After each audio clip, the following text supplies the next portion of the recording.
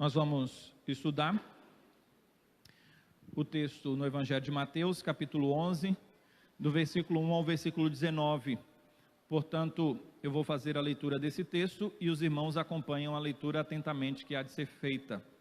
Diz assim o texto da palavra do Senhor, o mesmo está sendo projetado aqui também. A palavra do Senhor diz: Ora, tendo acabado Jesus de dar estas instruções a seus 12 discípulos, partiu dali a ensinar e a pregar nas cidades deles. Quando João ouviu no cárcere falar das obras de Cristo, mandou por seus discípulos perguntar-lhe: És tu aquele que estava para vir, ou havemos de esperar outro? E Jesus respondendo disse-lhes: Ide e anunciai a João o que estáis ouvindo e vendo. Os cegos veem, os coxos andam, os leprosos são purificados, os surdos ouvem, os mortos são ressuscitados, e aos pobres está sendo pregado o Evangelho. E bem-aventurado é aquele que não achar em mim motivo de tropeço. Então, em partindo eles, passou Jesus a dizer ao povo a respeito de João: Que saíste a ver no deserto? Um caniço agitado pelo vento? Sim. Que saíste a ver? Um homem vestido de roupas finas? Ora, os que vestem roupas finas assistem nos palácios reais. Mas para que saístes? Para ver um profeta? Sim, eu vos digo, e muito mais que profeta. Este é de quem está escrito: Eis aí, eu envio diante da tua face o meu mensageiro, o qual preparará o teu caminho diante de ti. Em verdade vos digo, entre os nascidos de mulher, ninguém apareceu maior do que João Batista, mas o menor no reino dos céus é maior do que ele. Desde os dias de João Batista até agora, o reino dos céus é tomado por esforço, e os que se esforçam se apoderam dele. Porque todos os profetas e a lei profetizaram até João. E se o quereis reconhecer, ele mesmo é Elias, que estava para vir. Quem tem ouvidos para ouvir, ouça. Mas a quem hei de comparar essa geração? É semelhante a meninos que, sentados nas praças, gritam aos companheiros: Nós vos tocamos flauta e não dançastes, entoamos lamentos e não pranteastes? Pois veio João, que não comia nem bebia, e diziam: Tem demônio. Veio o Filho do Homem, que come e bebe, e dizem: Eis aí um glutão e bebedor de vinho, amigo de publicanos e pecadores.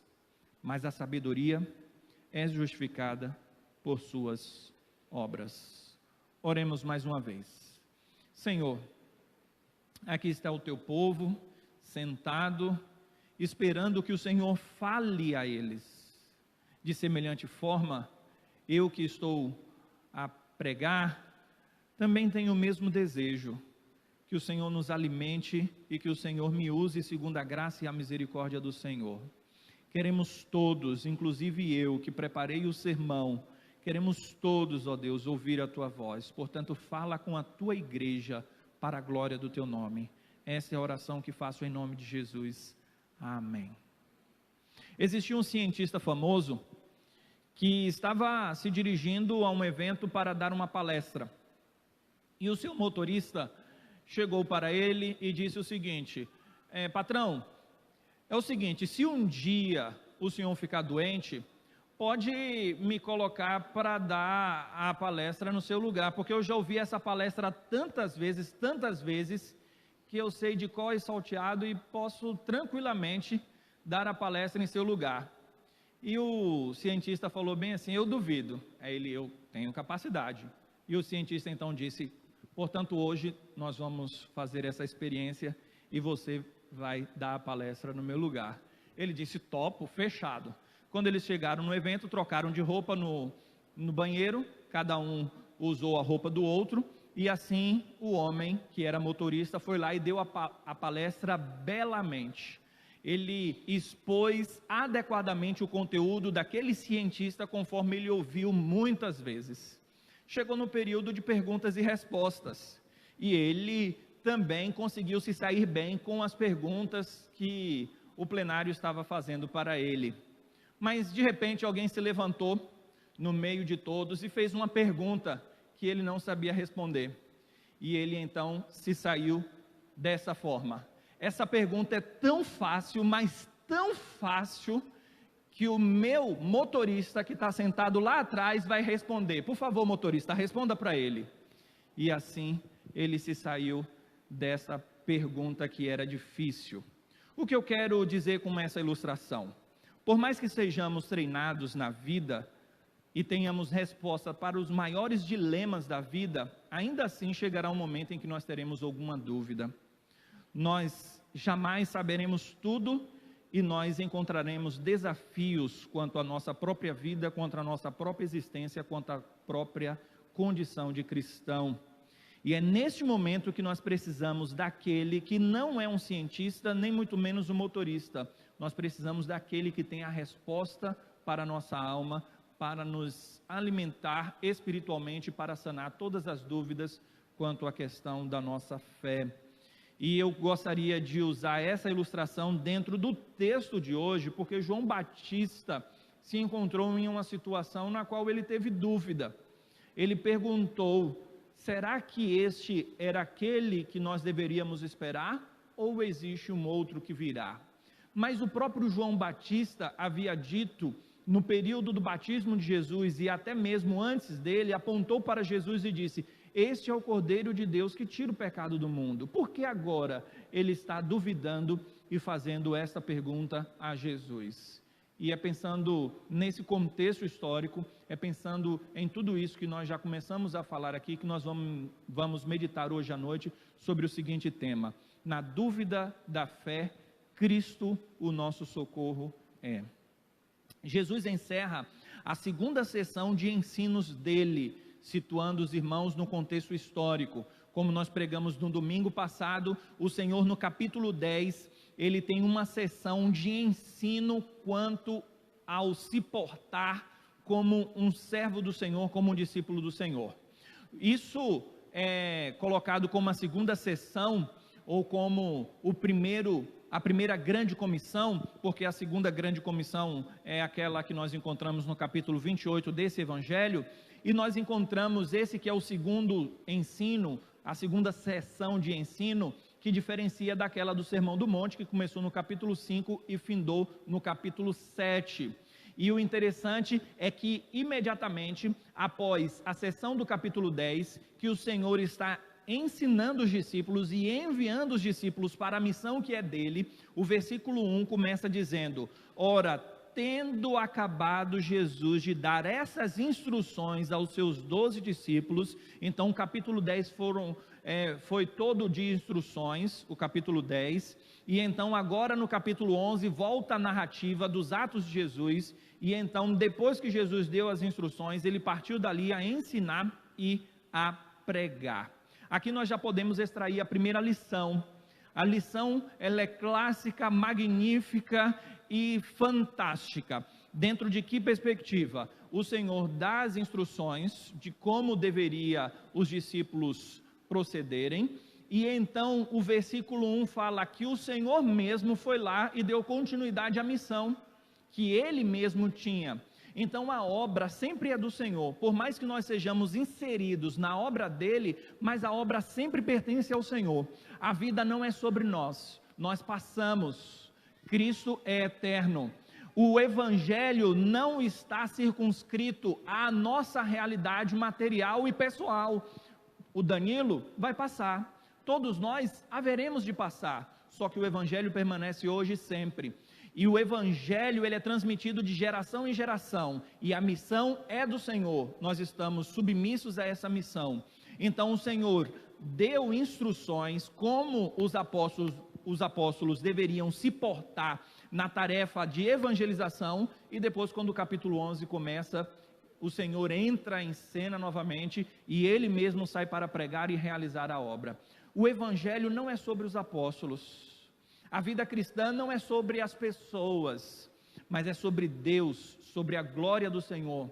Quando olhamos para o Evangelho, nós encontramos o Evangelho retratando não a vida de Maria, não a vida de João, não a vida de Pedro. O Evangelho é sobre Cristo. É por isso que no capítulo 11, a retomada da situação e o foco recai novamente sobre a pessoa do Senhor Jesus. Ainda que venhamos fazer parte desse ministério, mas a vida do discípulo, ela é sobre Cristo e não sobre nós. E já no verso de número 2, nós encontramos essa perspectiva de que João Batista envia 2 dos seus discípulos para perguntar a Jesus se ele era o Messias ou se eles deveriam esperar por outro. Primeiramente, a dúvida de João Batista aqui se encaixa no contexto relatado por Mateus, porque Mateus ele coloca a sua sessão de acordo com os ensinamentos do Senhor e de acordo com as situações. Então é um propósito didático e catequético. E ele insere aqui a dúvida de João Batista por causa da condição dele de prisioneiro.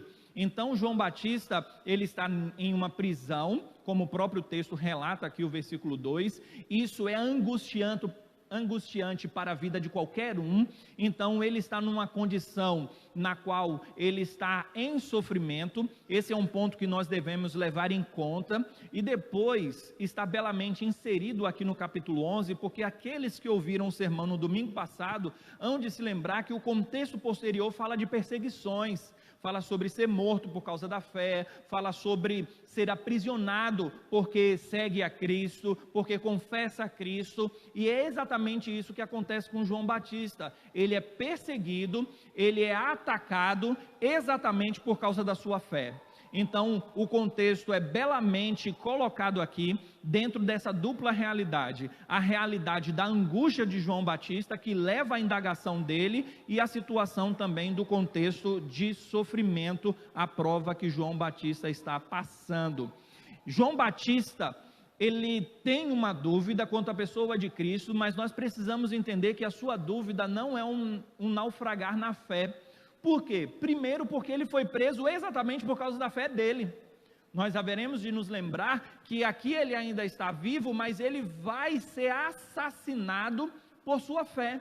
Então ele não naufraga na fé, ele não peca, ele não erra, pelo contrário, ele é alguém que é firme na fé. Inclusive o próprio Senhor Jesus vai dar testemunho de quem é João. Então nós precisamos ter isso em mente quando estudamos esse texto e quando olhamos para essa passagem. João Batista é alguém que está firme na fé, mas isso não quer dizer que a fé não seja assaltada por provações e por lutas. Então esse é o ponto em questão aqui. A sua dúvida não é decorrente da sua falta de fé, mas por causa das circunstâncias, a prisão que ele estava ali encarcerado, né? E todas as circunstâncias da vida tentam solapar a nossa fé. Talvez você já tenha questionado no sentido de indagar, de ter dúvidas, em um momento de um contexto caótico, onde você sofreu a perda de alguém ou alguma coisa, e você pode ter perguntado, será que Deus se importa comigo, ou coisa dessa situação. E isso tudo é por causa da circunstância, por causa da situação. Então, quando nós somos tentados a descrer em Cristo, a tentação em si mesma não é sinal de que nós pecamos ou naufragamos na fé, mas é um sinal de que nós devemos ir até o Senhor Jesus. E essa dinâmica no texto é fantástica, porque imagine a situação, João Batista está com dúvida, né? Ele poderia simplesmente fazer perguntas e colocar essas indagações na vida dos discípulos, começar a compartilhar com eles e falar, olha, eu não sei se ele é o Messias mesmo, tal, ou até mesmo poderia ficar para si mesmo. Mas o que é que ele faz? Ele vai exatamente para aquele que pode sanar a dúvida dele. E é isso que deve acontecer na vida do cristão. Quando nós estamos passando por uma luta, por uma dificuldade, e a dúvida vem nos assaltar, o que é que nós devemos fazer? Correr para Cristo.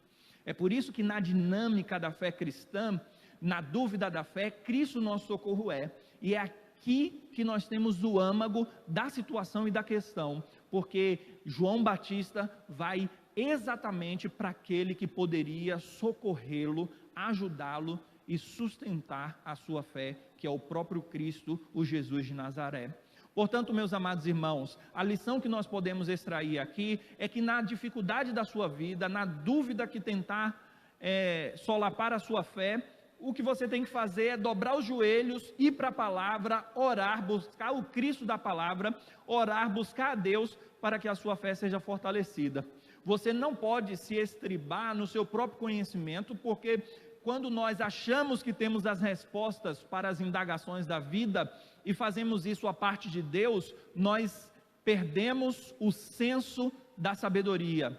Porque o sábio não é aquele que tem resposta segundo o seu próprio conhecimento, mas o sábio é aquele que vai até o Senhor, que tem todo o conhecimento, então adquire dele esse conhecimento. O sábio não é aquele que tem todas as respostas, o sábio é aquele que corre até o Senhor para buscar nele as respostas que a nossa alma tanto precisa. É interessante essa questão, porque a dúvida faz parte da vida de pecadores, mas a certeza, a confirmação faz parte do evangelho restaurador. Quem nunca teve dúvidas na vida?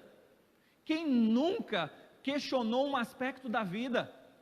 Qual de nós aqui nunca balançamos assim quanto a uma questão da dúvida? Portanto, a dúvida por si mesma não é uma destruição, pelo contrário, nós devemos ver como uma bênção para nós nos aproximarmos mais do Senhor. É porque o finito, que não conhece todas as coisas, deve correr para o infinito para receber do infinito a graça necessária para viver uma vida próxima do Senhor.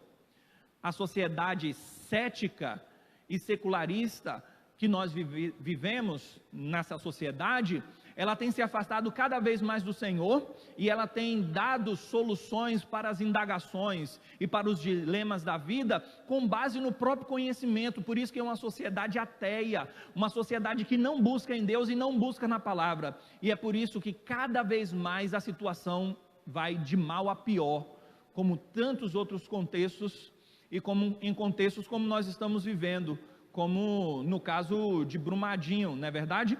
Que nós encontramos uma situação deplorável e que todo mundo sabe que poderia ser evitável, mas o Deus dinheiro tem falado mais do que a sabedoria de Deus, quando nós entendemos que adquirir o conhecimento da parte do Senhor requer um entendimento de que nós precisamos dele, de que nós não somos autossuficientes e que nós precisamos viver de acordo com os parâmetros dele, e sempre quando vivemos de acordo com os parâmetros dele, nós vivemos com o melhor, mesmo que esse melhor seja a perda da nossa própria vida, mas nós nunca trazemos uma condição deplorável para outro, quando nós vivemos debaixo da soberania e da sabedoria de Deus. Na dúvida da nossa fé, portanto, nós devemos levar todos os nossos questionamentos a Deus. Esse é o ponto. Quando pensamos que precisamos ir a Cristo para que Ele nos restaure pelo seu poder, isso traz conforto para a nossa alma. O interessante é que quando nós temos alguma dúvida, alguma situação, e o homem sem Deus, ele procura sempre se estribar no seu próprio conhecimento para dar respostas. E quando nós fazemos isso, na verdade, nós não conseguimos as respostas para as questões mais profundas da vida, e ainda assim nós naufragamos na fé, quando nós corremos para nós mesmos e não corremos para Cristo. O interessante é o que disse Matt Smith Trust. Ele disse o seguinte: Satanás não sussurra, acredite em mim. Ele sussurra, acredite em vocês mesmos. É a ideia de que se nós formos a Cristo, o Senhor dissipa a dúvida do nosso coração. Agora, quando nós acreditamos em nós mesmos, nós caminhamos de mal a pior, porque nós acreditamos que a solução está em nós. E a dúvida, portanto, serve como algo positivo na vida daquele que é finito, porque a dúvida, como qualquer mazela da vida, faz com que nós corramos para aquele que pode nos socorrer e nos abençoar.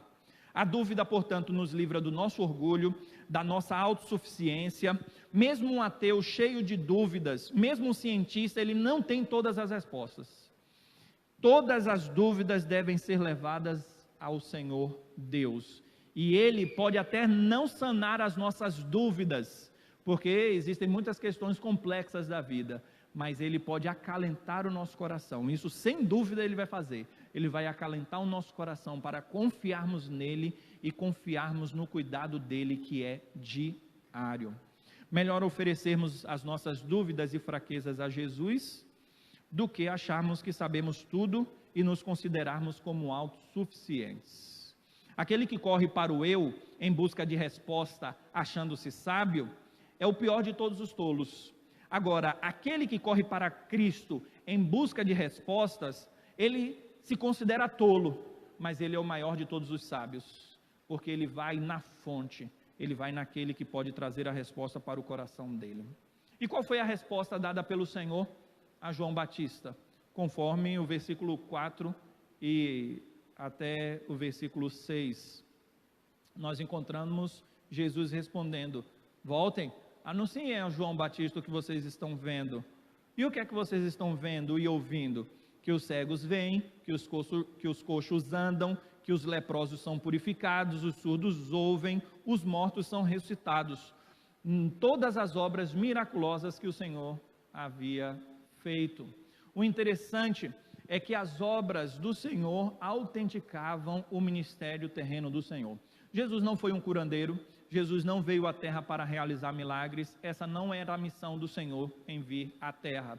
Inclusive isso acontecia em uma escala menor, mas acontecia na vida de alguns profetas.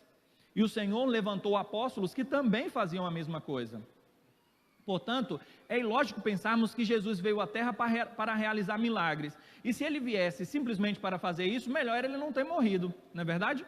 Agora, o Senhor Jesus veio com a missão de nos salvar. E essa missão passava pela cruz. Esse era o objetivo de Jesus. Mas para que as pessoas soubessem que ele era Deus e que era verdade tudo que ele anunciava, ele precisava fazer algo que ninguém fazia. É por isso que os milagres autenticavam e testificavam quem era Jesus, quem é esse homem. Então, o próprio Senhor Jesus diz: você, João Batista, quer saber o que é? Então, você vai ouvir o seguinte: olha aí, leprosos são curados, mortos são ressuscitados, tudo isso tem acontecido. Então isso aponta para a chegada do Messias, isso aponta para a expansão do reino de Deus, isso aponta para o evangelho que é pregado para os pobres, a questão das obras e a questão do cuidado. Portanto, nós precisamos sempre ir até o foco da questão, e o foco da questão é o próprio evangelho. Porque aqui nós vemos o evangelho na pessoa de Cristo. O que significa evangelho? Evangelho significa boas novas, boas notícias. Haviam profecias quanto à pessoa do Messias, e isso é que é fantástico. João Batista conhecia as profecias, João Batista conhecia muito bem a lei. E quando Jesus está falando, vai lá, relata para ele, para João Batista, o que está acontecendo, é como se Jesus estivesse falando o que está escrito em Isaías capítulo 35, versículos 5 e 6. Lá, aquele texto diz o seguinte: então se abrirão os olhos dos cegos, e se desimpedirão os ouvidos dos surdos, os coxos saltarão como os cervos, e a língua dos mudos cantará. E esse versículo está em que contexto? No contexto da chegada do Messias, uma profecia da chegada desse Messias, e que essas coisas aconteceriam. Então, em última instância, João Batista recebe do próprio Cristo a resposta. Tudo isso tem acontecido como cumprimento da promessa daquele que haveria de vir. E João Batista, com certeza, teria no coração a resposta que ele precisava ouvir, a resposta que ele desejava ouvir, a resposta que ele cria ser a verdadeira. Portanto, aqui nós já podemos extrair uma lição, a lição de que a autenticação da nossa fé, a lição de que a certeza para que a nossa fé fique firme no Senhor, perpassa pelas Escrituras, perpassa pela palavra de Cristo, pelos ensinamentos do Senhor. Então, se nós quisermos ser confirmados na nossa fé, e se nós quisermos que toda dúvida seja dissipada, não há caminho melhor do que buscarmos em Cristo, na palavra, porque Jesus é o verbo que se encarnou, conforme João capítulo 1. Então é na Bíblia que a nossa dúvida vai ser dissipada e que a nossa fé há de ser fortalecida. E aqui eu gostaria também de trazer uma lição quanto a esta questão, porque nós encontramos uma sociedade irrequieta, uma sociedade que não consegue se sentar para ouvir a palavra do Senhor, que não consegue se sentar para ler a Bíblia, e não é de se admirar então que essa fé em Cristo seja vacilante, porque as pessoas não estão buscando no Cristo das Escrituras o fortalecimento da alma. A nossa vida moderna faz com que nós nos afastemos exatamente do que? Da Bíblia. E as pessoas que buscam se estribar no seu próprio conhecimento através da ciência, se afasta cada vez mais do Senhor. E nós só temos um caminho para termos a resposta que a nossa alma tanto pergunta, que é: por que nós não temos satisfação nessa vida e por que essa vida não preenche o anseio da nossa existência? É porque, como disse Agostinho, nós só temos essa satisfação quando nós encontramos a mesma em Cristo. Nossa alma está inquieta até nós encontrarmos descanso no Senhor. A nossa alma só tem a resposta certa quando nós buscamos no Cristo da palavra.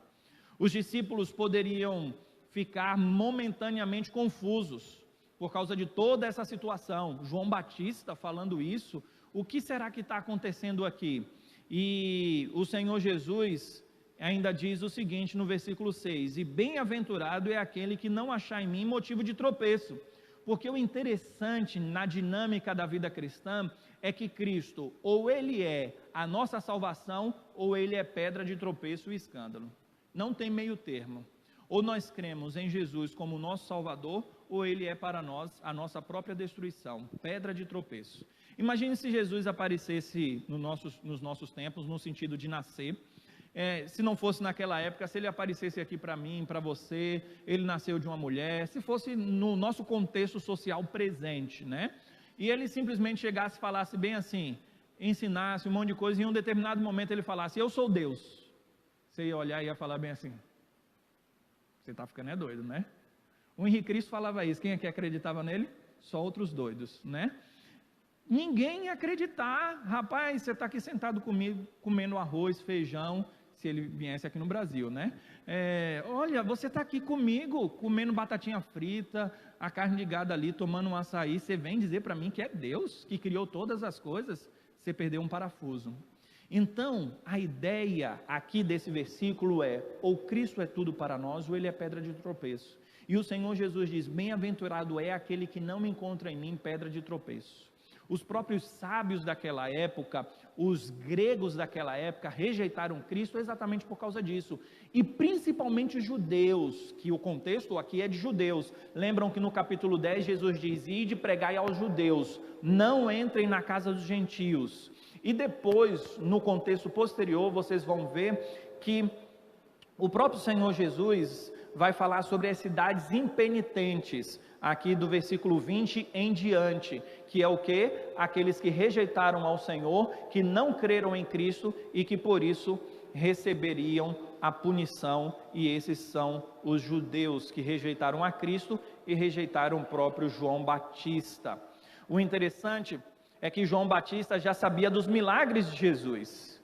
O que Jesus responde, na verdade, João Batista já sabia, mas ainda assim era necessário que fosse relatado. E assim é a aplicabilidade para as nossas vidas. Nós já sabemos de tudo isso que eu estou pregando, vocês sabem de tudo isso que eu estou pregando, mas mesmo assim a gente precisa ouvir constantemente. O que nós ouvimos dia após dia, segundo a palavra, às vezes pode vir conteúdo novo, mas normalmente o conteúdo é antigo e já é de conhecimento nosso. Mas mesmo assim nós precisamos dia após dia ouvir a palavra. Nós precisamos pregar o evangelho para nós mesmos todos os dias. Sabe por quê? Porque nós esquecemos constantemente de viver uma vida próxima do Senhor. Nós precisamos entender que fé não é assentimento intelectual, não é convicção mental. Fé perpassa pelo conhecimento mental das Escrituras, mas acima de tudo é uma vida prática, uma vida vivida dia após dia na luta contra o pecado e na confiança de que Deus nos guarda. É por isso que nós precisamos ouvir aquilo que já sabemos. João Batista já sabia dos milagres de Jesus, já havia inclusive falado que ele era o Cristo, mas no momento em que a dúvida veio, ele simplesmente ouviu o que ele já sabia. E é por isso que nós precisamos ir nas Escrituras, mesmo que já saibamos as respostas. Quando pensamos sobre toda essa questão, nós ouvimos então as palavras de Jesus quanto a João Batista e que também em um sentido é aplicável a nós, porque essa nova sessão que começa, talvez haja até uma separação de títulos, agora a partir do versículo 7, na minha versão aqui tem Jesus dá testemunho de João.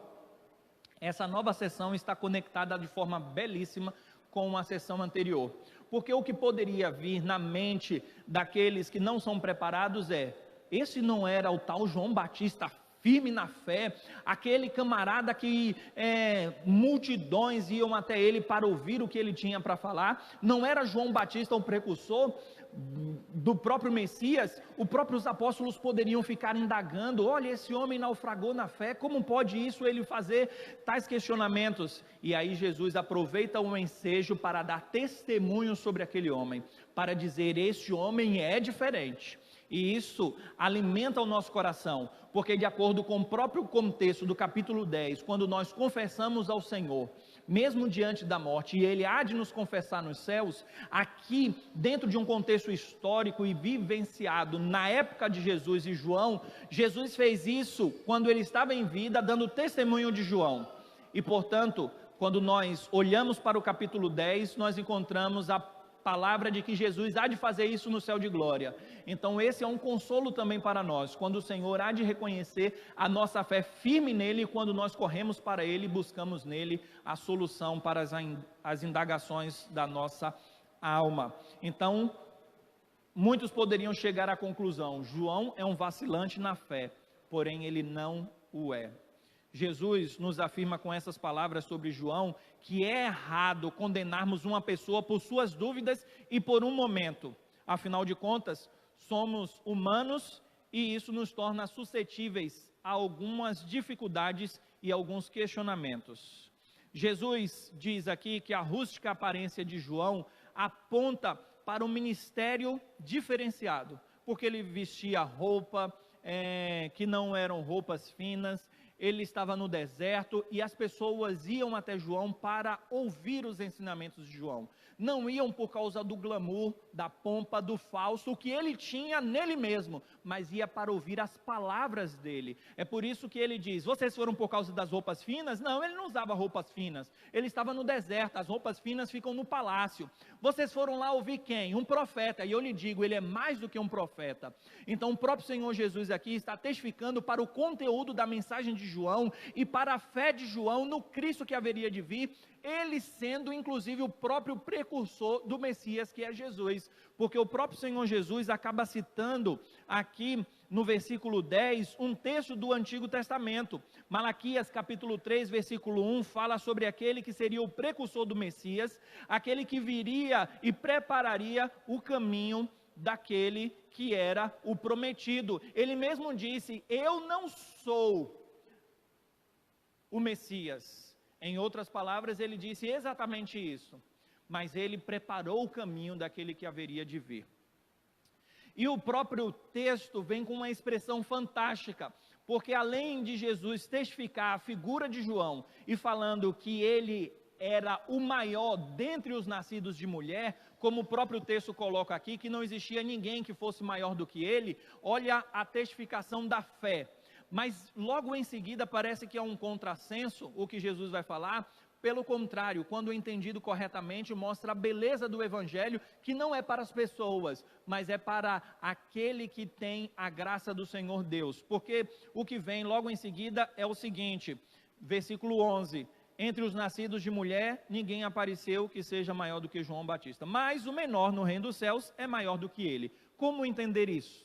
Simplesmente é a questão de que privilégio maior não teve alguém do que o próprio João Batista, que preparou o caminho do Senhor. Esse é um privilégio dentre os nascidos de mulher. Mas no reino dos céus, aí nós estamos falando sobre a perspectiva escatológica, que é aquele tempo futuro no qual nós vamos viver no céu. Então, no reino dos céus, nós podemos ser maior do que João Batista. É isso que o texto está dizendo. No reino dos céus, aquele que for o menor aqui será o maior lá. É esse o contexto do Evangelho.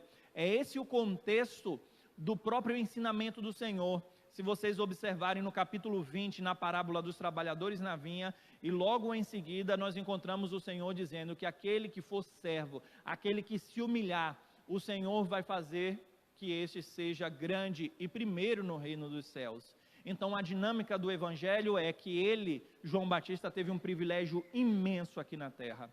E que nós, que não tivemos esse privilégio aqui na terra, poderemos ter esse privilégio glorioso no reino dos céus.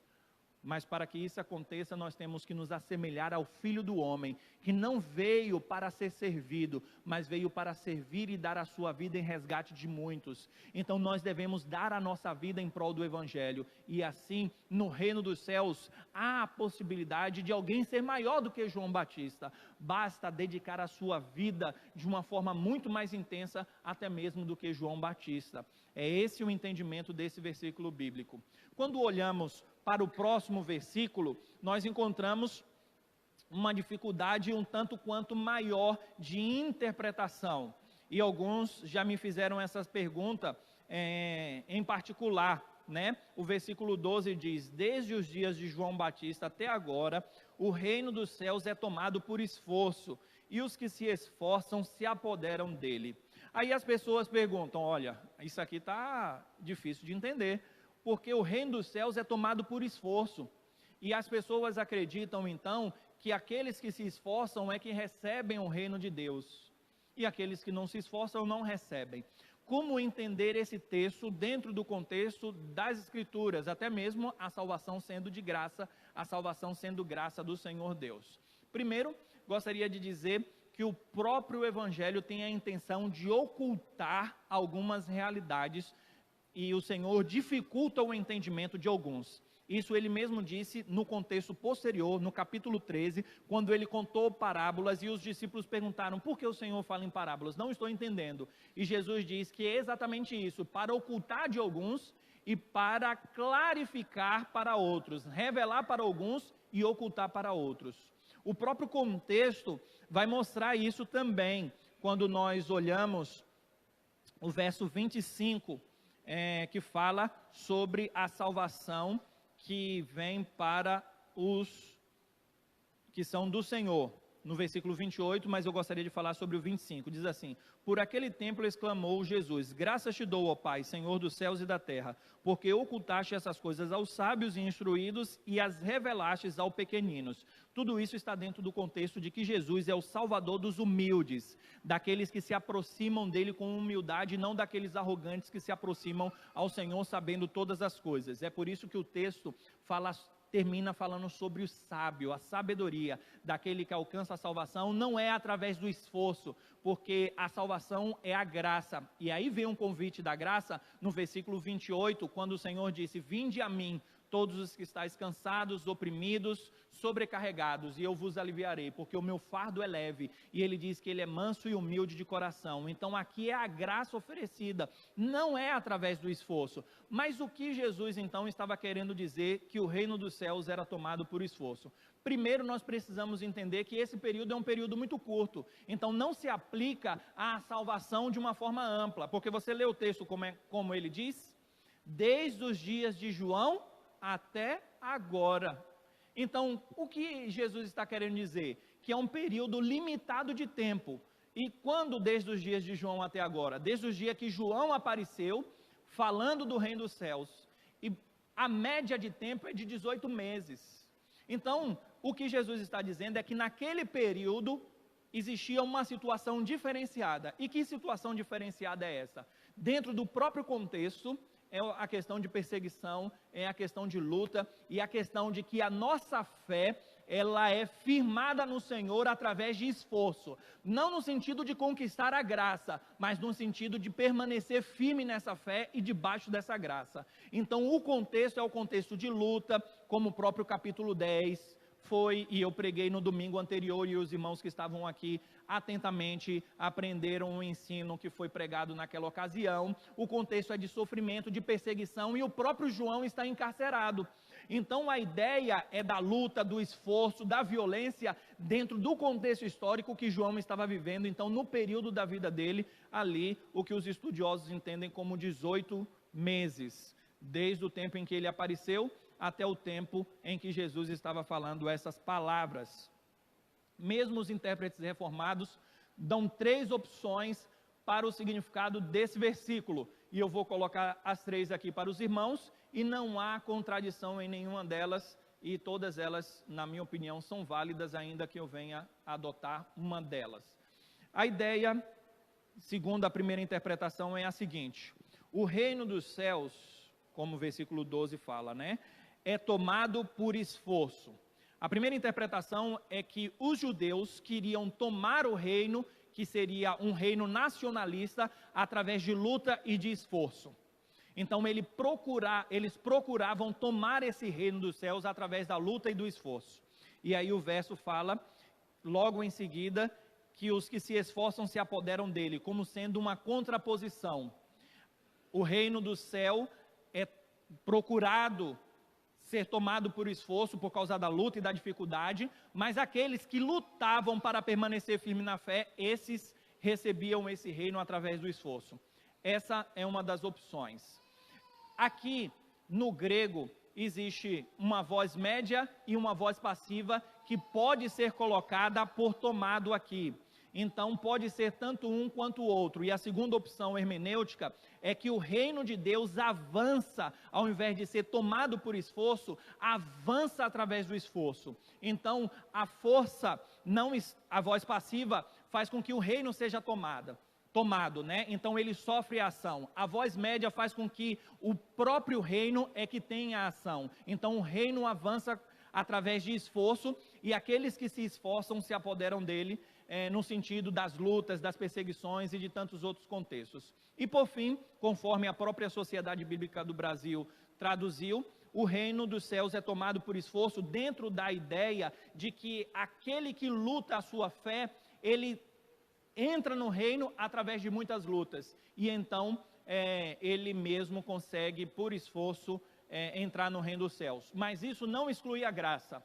E essa é uma palavra que está dentro do contexto, assim como estudamos no domingo passado, quando o Senhor Jesus disse que não veio trazer a paz, mas sim a espada. O que ele queria dizer com que ele não veio trazer a paz, mas sim a espada? Ele veio sim trazer a paz. Ele é o príncipe da paz, mas dentro daquele contexto, ele estava dizendo que as perseguições, por causa do nome dele, aconteceria. Então aqui também é dentro desse contexto de perseguição. Como nós vimos em todo o Evangelho, nós temos a expressão de que a salvação é pela graça, mas isso não exclui a nossa responsabilidade em lutar. O interessante é que já fora dito que a salvação é pela graça e pela fé somente, mas ela não vive somente da fé, ou seja, as obras também precisam vir. Ela vem pela fé, na graça, mas ela não vive somente com a fé, ela vive também com as obras. Então é dentro da perspectiva de que a graça nos alcança, e essa graça nos leva a uma vida firme no Evangelho e resoluta na certeza de que o Senhor é o Messias, e inclusive nós damos a vida em prol do Evangelho. Quando pensamos em todas essas realidades, meus amados irmãos, o que nós podemos dizer de acordo com esse texto? Nós podemos dizer que o Senhor Jesus, ele morreu por nós, e o esforço dele nos trouxe a salvação.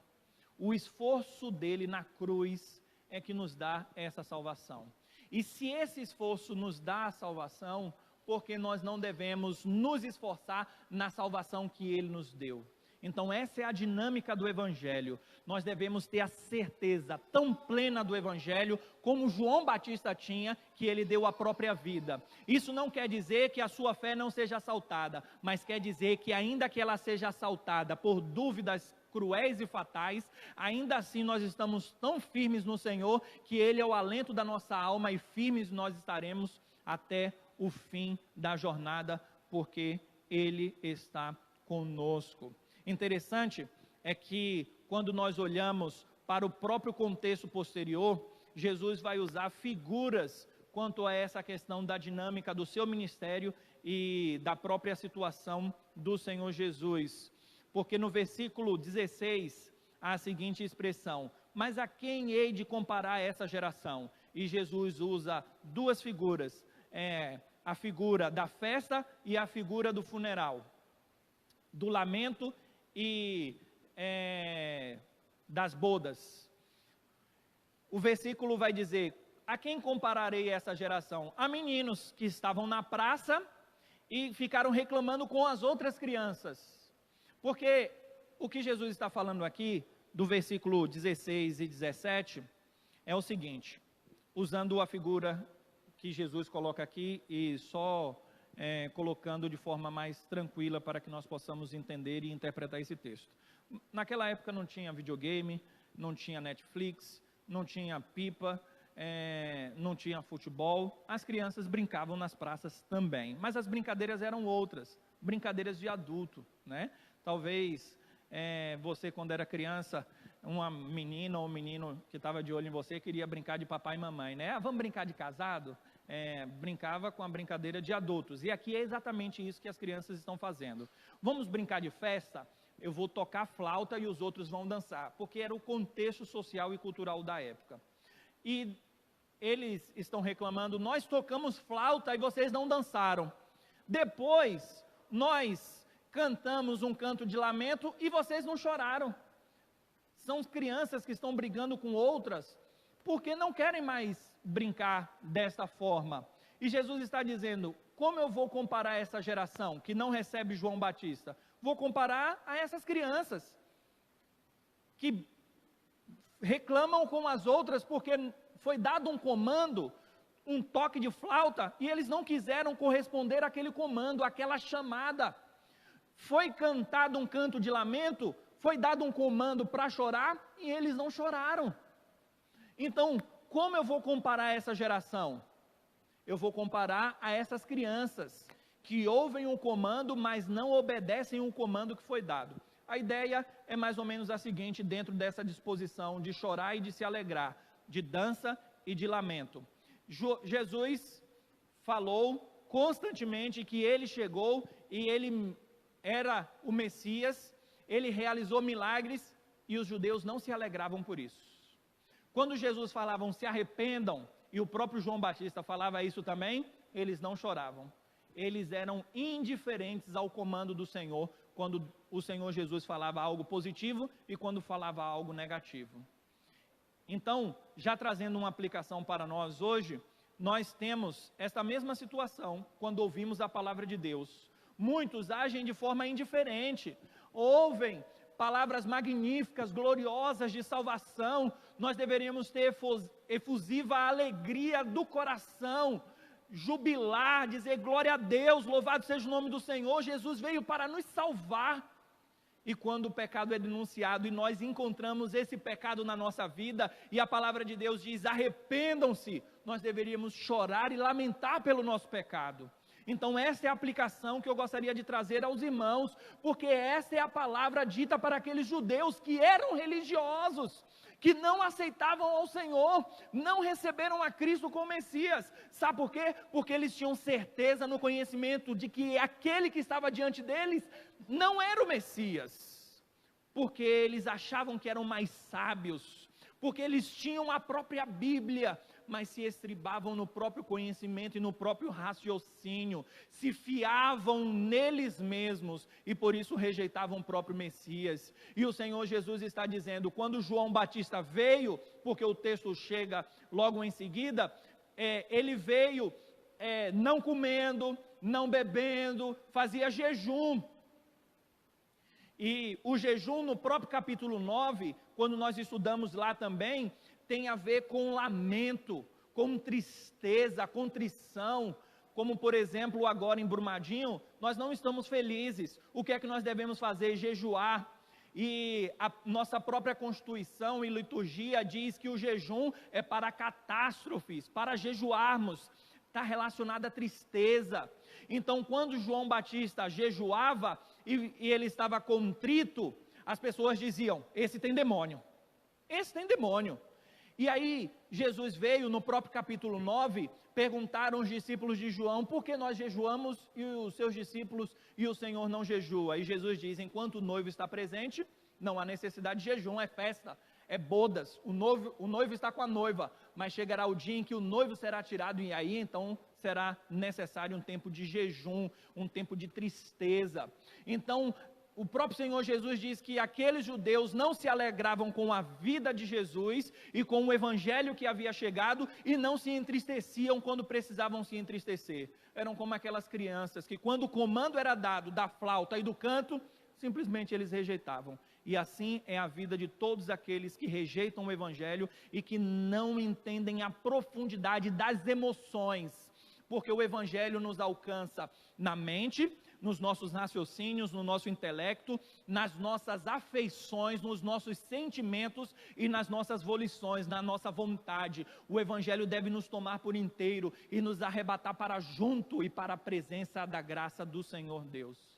É isso que nós devemos ter e sentir pelo evangelho. Os indiferentes haverão de rejeitar o Cristo da cruz, mas aqueles que entendem a profundidade e o significado de se aproximar diante do Senhor e obedecer o comando da voz do Senhor, esse há de se submeter ao senhorio de Cristo e dizer, Senhor, eu o amo muito, eu me alegro quando eu vou à casa do Senhor para servir, para bendizer, para ouvir a Tua palavra, porque o Senhor é tudo que a minha alma anela. Nós precisamos desejar muito, mas muito o Senhor Deus.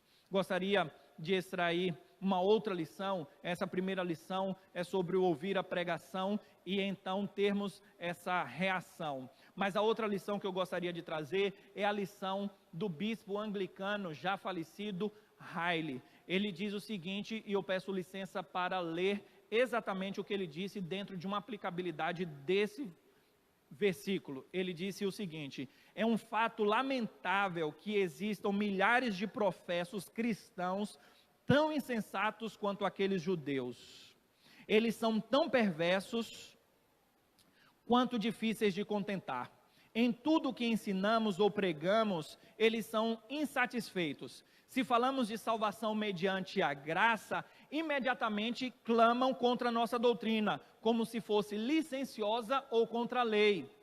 Se falamos de santidade, prontamente eles dizem que somos por demais estritos e exigentes, como se quiséssemos ser justos demais. Estamos alegres?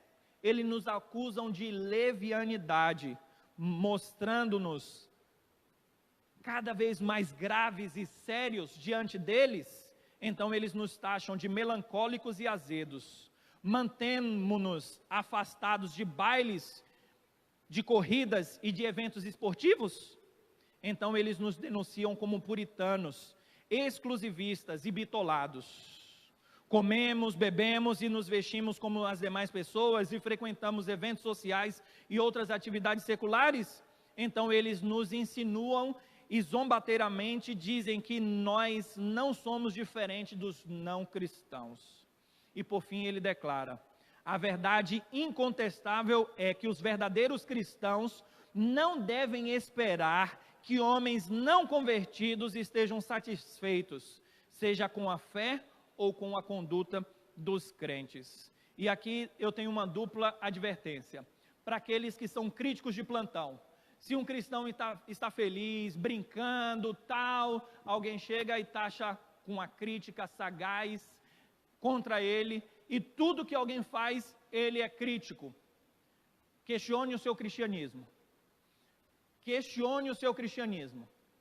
Nós não devemos ser como os judeus, que criticavam tudo que Jesus fazia.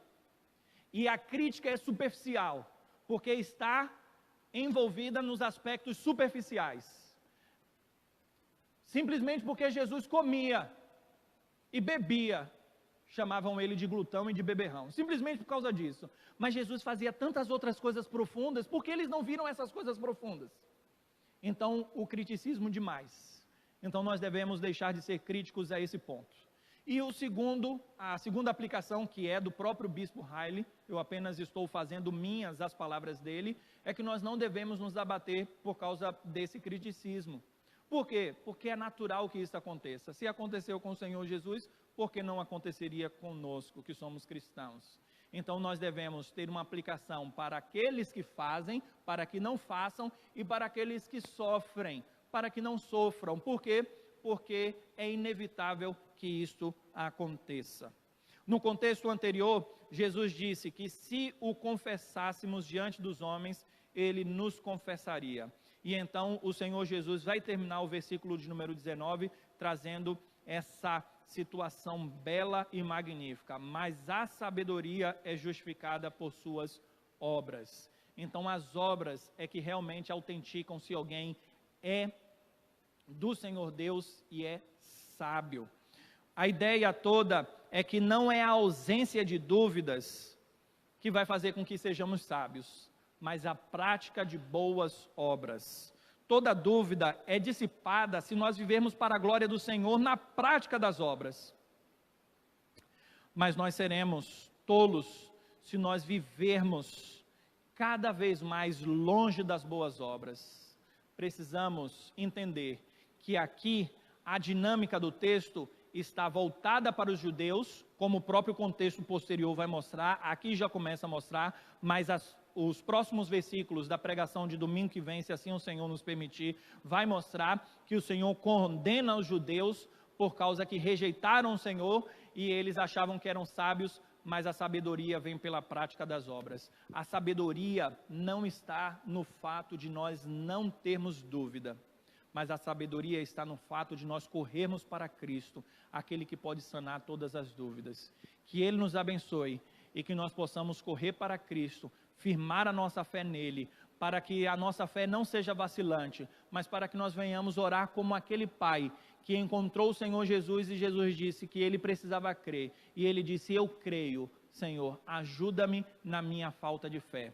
E que nós sejamos também como Tomé, não no sentido da sua descrença, mas no sentido de que quando a sua fé foi confirmada pelo Senhor, porque o próprio Senhor Jesus Cristo apareceu para ele, o próprio Tomé disse: Deus meu e Senhor meu, e ele faz uma declaração de fé chamando Cristo de Deus, e dizendo que ele era Senhor da vida dele, que a nossa fé, que é travada nas universidades, nos contextos sociais, quando conversamos com algumas pessoas e algumas pessoas nos indagam e procuram questionar a nossa fé, que a nossa fé fique firme no Senhor, através dessa aproximação do Senhor, para a glória do nome do Senhor, e que Ele nos abençoe.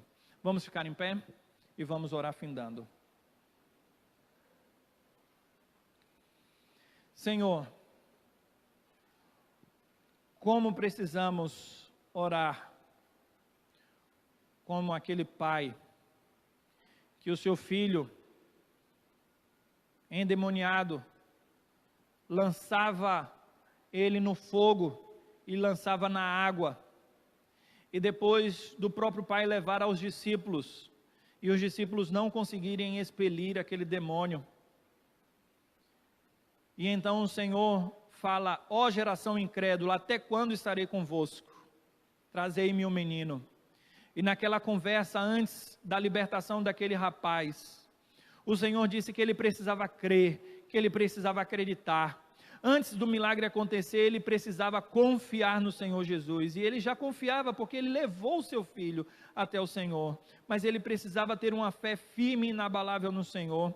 Toda fé firme e inabalável do Senhor não significa que ela não sofrerá lutas, angústias, situações nas quais nós somos tentados a sermos demovidos da nossa fé. Não, mas a palavra do Senhor vem ao nosso coração quando o Senhor diz: crê somente, creia. E a oração daquele homem, daquele pai foi: eu creio, Ele disse que ele cria, mas ele ainda conclui dizendo: ajuda-me na minha falta de fé. Nós cremos, Senhor, mas a nossa crença, a nossa fé não é firme em nós mesmos, ela não advém da nossa própria capacidade. A tua palavra diz em Hebreus capítulo 12 que o Senhor é o autor, ou seja, o Senhor é quem dá a fé, mas o Senhor também é o consumador, o Senhor é quem conclui, o Senhor é quem nos segura até o fim, para ficarmos firmes nessa fé. Portanto, Deus, nas lutas da vida, que nós possamos correr para o Senhor, pois o Senhor é a segurança eterna, que quando a chuva cair, que nós possamos correr para o abrigo eterno que é o Senhor. Portanto, sustenta-nos, ó Deus, e protege-nos, para que não venhamos naufragar na fé. A dúvida pode até vir, mas é um sinal positivo de que nós somos tacanhos, falhos e finitos, e que nós precisamos ir para aquele que nos sustenta até o fim. Portanto, sustenta-nos debaixo da tua graça e da tua glória, Senhor. Agora, meus amados irmãos, recebam a bênção e ide em paz. Que a graça do nosso Senhor e Salvador Jesus Cristo, que o amor de Deus, o nosso eterno e maravilhoso Pai, que a consolação e a companhia do Espírito Santo de Deus estejam com todos vocês, filhos do Senhor, desde agora como para sempre. Maranata, ora vem, Senhor Jesus.